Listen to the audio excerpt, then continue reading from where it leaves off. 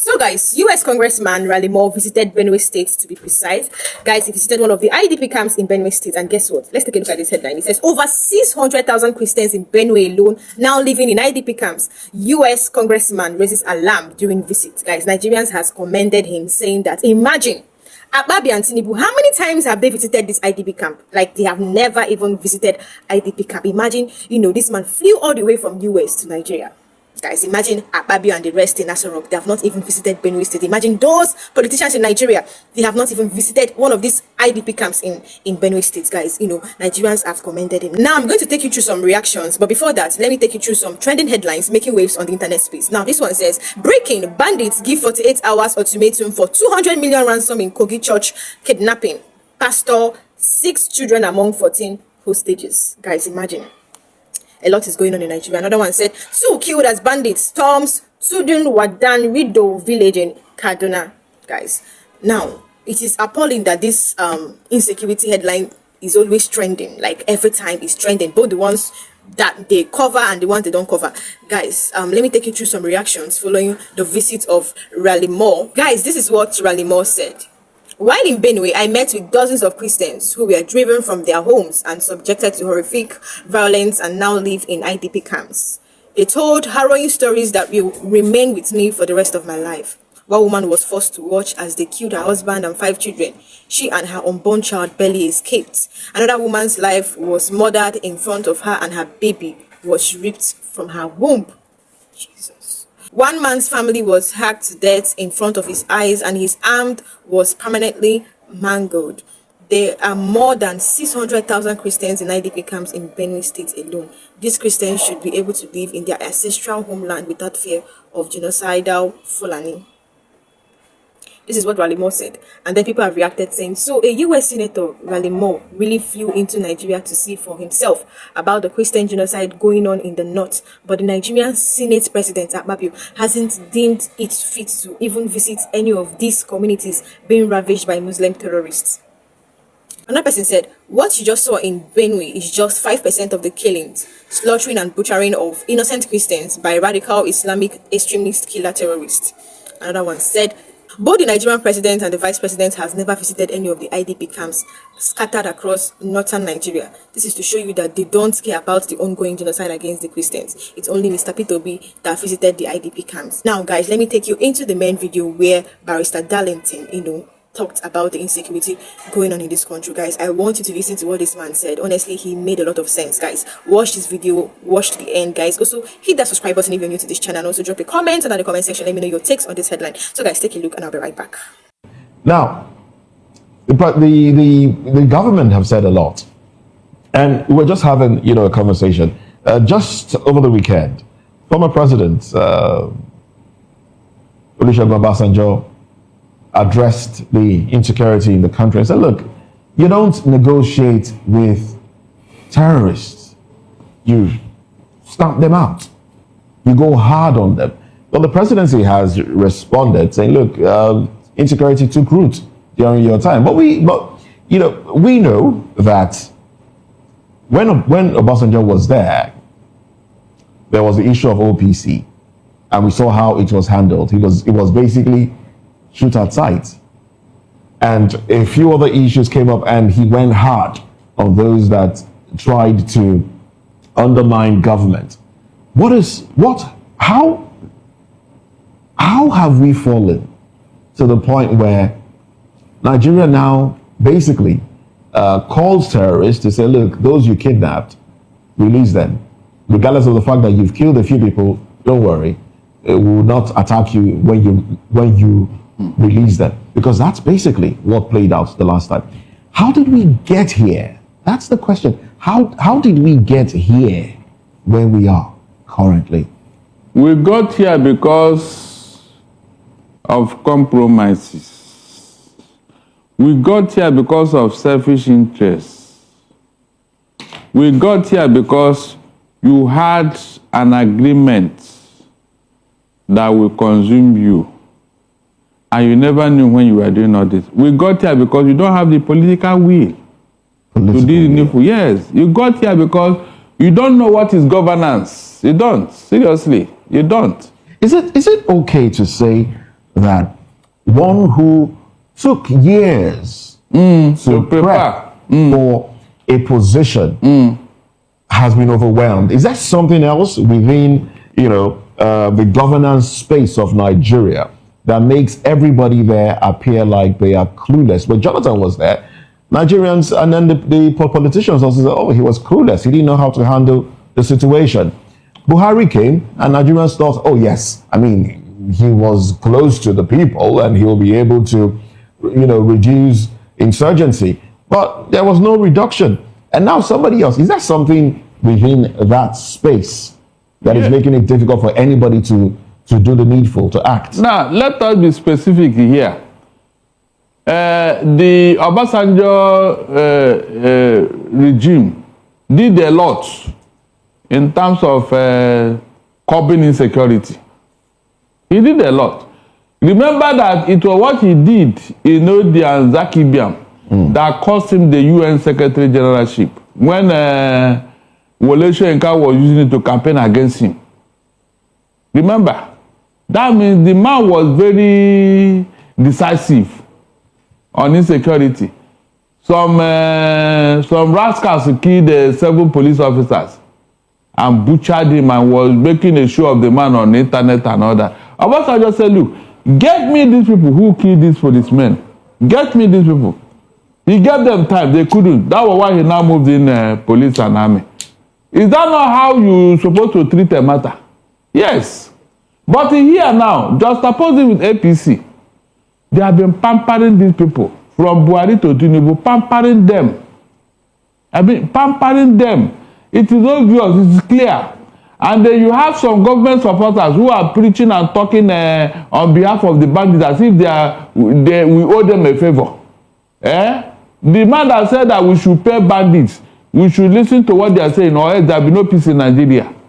So when you say they are pampering them, is it that there are more to this that we know already or that we need to know? Because when you say they are pampering them, we've seen some people come up to say that whatever thing they are fighting for is more like a just cause and all that. So help us actually work around this. Why should we pamper bandits or terrorists at this point? The man that said that they are fighting, he would have told us the cause. Please, they should have told us, like Gumi have been talking all over the place. Not even now. Under Buhari, this man was very strong in protecting and defending the bandits and terrorists. That we owe them a favor, that they are fighting. All those things he said. Somebody should have called him and said, come. What does Nigeria say to owe these people? Now, if you think he's not fighting a good cause, Barrister, why is it that he's still there? Because he's still moving around. I just told you here that the reason why this thing has first started is because the government doesn't have the willingness to do the needful. Because if they have, somebody like Gumi should not be walking around. When you say the willingness, is it that they have something against the government that they are holding on that is making the government not ready to come out to act? It looks like, from the way things are, because I don't see any government. Like I told you before, after God, it is government. When it comes to quasi power, nobody can challenge God and nobody can challenge the government. So when you have this power, why are you not using it? There is a certain Nigerian made a revelation, on television, national television, saying something about how some people are trying to make some part of Nigeria, Niger Republic, Chad, the headquarters of the World Terror Organization. And that is the reason we're having the issue of insecurity bedevil some part of Africa. Do you think that maybe the foreign entities or the people sponsoring the issue of terrorism and banditry at this point is what is making Nigerian government not really to be able to act swiftly the way they should? I don't think so. I don't think that any neighboring states in the Sahel have the capacity to sponsor terrorism in Nigeria if the Nigerian state does not allow it. Nigerian state, as big as Nigeria is, you tell Niger, if any of these people cross into Nigeria, we are going to invade you. Right. You tell Chad, something I know that Donald Trump will do. So, for them to be using this as an excuse, they are the one that allowed it. All right, Barrister, we'll talk a bit about Donald Trump, and before we go to the virtual guest. But let me ask you this question. But first of all, let's correct one thing. You said Obasanjo lost UN Secretary Generalship because of what happened. That was the campaign. No, but at that point, he hadn't even become head of state. That was in 1991. the UN thing that Boutros Ghali won against him was in 1991. He hadn't become Nigeria's head of what I'm state. saying. This thing happened when he was in office. Then when he wanted... No, he wasn't in office then. Barrister, now the question is, it was under Obasanjo, you know, that we had Boko Haram. It was under his watch too that Yusuf, the head of Boko Haram, was killed. And he treated it with levity, so to say. A lot of people are asking, and I want to ask you, does it look like Obasanjo didn't have accurate intelligence, you know, to have told him ahead that, look, if you don't stop this problem this time, it might fester. And that's essentially what happened, that we have this insecurity. So is the government wrong in putting the beginning of insecurity at his doorstep? And how much responsibility should he take for allowing that happen at that time? Please, it was under Obasanjo that Odi and Zakibian happened. Two of us. Okay. Is that not beautiful? Yes. Good. And I'm telling you that when he was about to finish, he wanted to go for UN Secretary Generalship. That was what happened now. At that point, Wole Soyinka now campaigned against him because of Zakibian and Odi. And you are telling me he was not in office. I don't get it. I know my history now. So Obasanjo did well. That thing he did, sent a message. Yeah, he sent a message to them. And that was why this thing was not like this under his regime. It wasn't. Obasanjo wouldn't have tolerated this seriously. He wouldn't. I'm not joking. Can you compare Obasanjo with what Buhari did in office? Because in fact, it was Buhari that now laid the foundation for what we are seeing today. Because of all he did in office.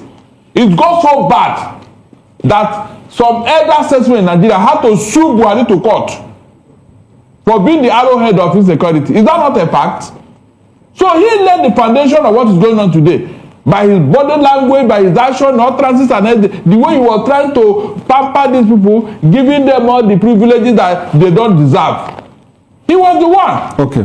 So and we are thinking that when Tinubu comes into office, he will correct all these things. But look at where we are now. Okay, when he comes into office, he will correct all these things. Yes. That is that we see a surge, you know, in attacks in Kogi Church, you know, pastor and his wife abducted, not like what happened to Venerable Archie. In Kanu, over the weekend, in 2 other states, we saw fresh attacks. Does it look like these people are planning to draw in Donald Trump, or is it that they are trying to make the country ungovernable, you know, to oust Bola Ahmed Tinubu, exactly more like what happened in 2015? Are we seeing a replay of the 2015 incident? Do you know one thing about these terrorists and bandits? They have a way of embarrassing their sponsors. So seriously, why their sponsors and their supporters are trying to give them a soft landing that this is not like that, it's not about Christians. So they are doing the opposite of what their sponsors are defending. Was it not here that Donald Trump said something about Christian genocide? And now the very thing that government is trying to do is what these guys are doing. Can't you see it? Since the last 3 weeks, please, who have been bearing the brunt of this thing? Christian churches, Christians, Reverend Fathers, their family. Okay, some would say there's been an increase in that to further annoy America, maybe make America come in. But what is the government doing? What is the government doing? That's the big question. That is it. Exactly. That's what is the government doing? Because when we said it, they doubted us. They called us names, say we are trying to hit up the polity. There's nothing like that. But the guys they are trying to defend are not doing the real thing that we are talking about. Well, it's not just about the government. Some can, and also some religious leaders also said there was nothing like. Please don't talk about those people that have been compromised. Okay. Just like Father Kuka. He's a member of one of their boards. So what are you saying? It means when somebody like that talk, you now believe him. Okay. There are those who have sold out.